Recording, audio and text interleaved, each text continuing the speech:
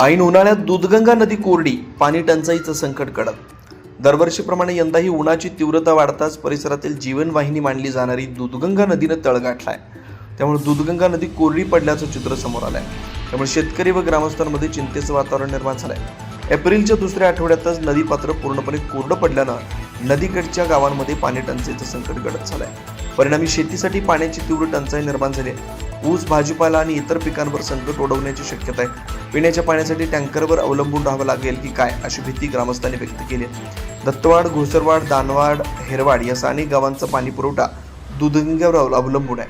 नदी कोरडी पडल्यानं नळ योजना बंद पडल्यात. बोरवेल, विहीर इत्यादी आधार पाण्यासाठी ग्रामस्थ करतात. दत्तवाड इथं 2 कोल्हापूर पद्धतीचे बंधारे आहेत. या बंधाऱ्यात पाणी अडवण्याचं नियोजन न केल्यानं दत्तवाड येथील गावाचा पाणी प्रश्न गंभीर बनला आहे. ग्रामस्थ व शेतकऱ्यांमधून बोललं जात आहे. पुढील 2 महिने उन्हाळा असल्यानं पाटबंधारे खात्यानं नियोजन करून कळमवाडी धरणातून पाणी ताबडतोब सोडावं अशी मागणी शेतकरी व ग्रामस्थांच्याकडून होती. शिवार न्यूजसाठी इसाक नदाब, दत्तवाड.